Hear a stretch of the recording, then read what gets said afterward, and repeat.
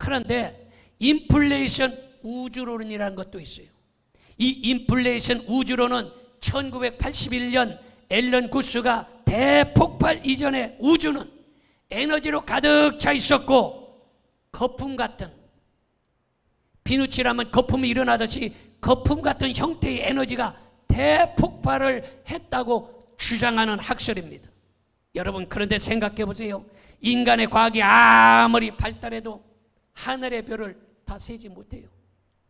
지금 이렇게 과학이 발달했는데 하늘의 별이 몇 개인지 도대체 셀 수가 없어요. 지구만한 별이 대략 2천억 개랍니다. 2천억. 지구만한 별이 2천억 개라는 거예요.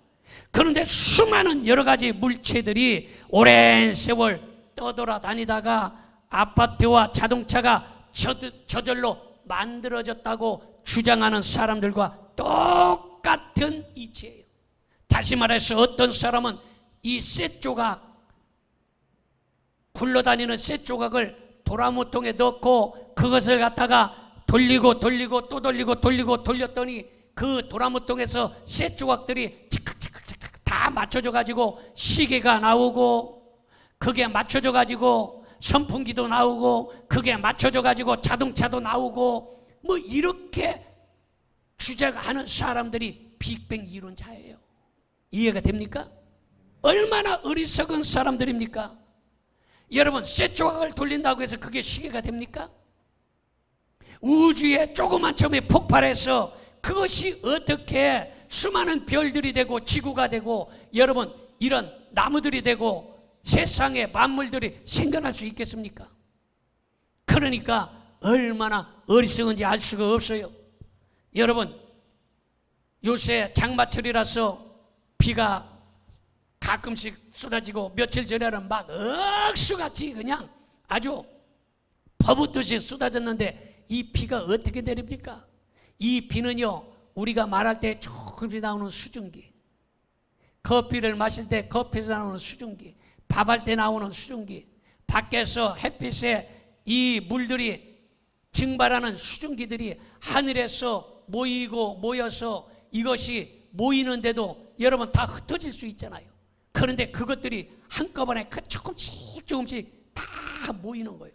모여서 어마어마하게 그게 모여서 아이고 야 무겁다, 이게 너무 무거워서 견딜 수가 없구나 하면 그것이 밑으로 떨어지는데, 떨어질 때도 생각해 보세요. 만약에 그것이 세숫대만큼 꽝 떨어지든지 아니면 도라무통만큼 물이 떨어지면 폭탄이 될 거예요. 그런데 그 물이 떨어지면서 어떤 때는 이슬비로, 어떤 때는 가랑비로, 어떤 때는 소낙비로, 어떤 때는 아멘 좀 봅시다. 놀랍지 않아? 야, 이런 거 보면 아주 기가 막힌 거요. 그 비가 고슬고슬 보슬보슬 다 떨어져 가지고 그 비가 어떤 때는 나무들을 싹 씻겨주기도 하고, 어떤 때는 길바닥에 강아지가 똥 싸놓고 침 뱉어놓고 여러분 더러운 것들이 있는 그것을 다 쓸어가지고 계곡물로 가서 그 물이 한강으로 가서, 한강에서 그 물이 바다로 가서 바닷물에다 그냥 놓으면 안 되잖아요. 다 썩어버리잖아. 그러니까 그곳이 바닷물이 짠 물이야. 그 짠 물, 소독물로 그걸 다 소독을 시킵니다. 더러운 것들을 다 소독을 시켜가지고 다시 햇빛으로 다 증발을 시켜요. 이것만 봐도 살아계신 하나님을 알 수 있는 것이에요. 이게 저절로 될 수 있겠습니까? 하나님께서 전부 과학적으로 세밀하게 다 계획해서 만들어 놓은 것이에요. 비가 오는 거 하나만 봐도 살아계신 하나님을 알 수 있는 것이에요.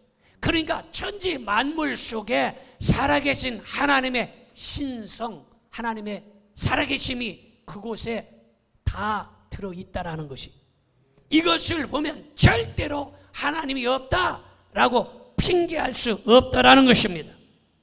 여러분, 비가 내리는 것만 봐도 살아계신 하나님을 알 수 있는데 하나님을 알지 못하는 사람은 바보 아니면 무식한 사람인 것입니다.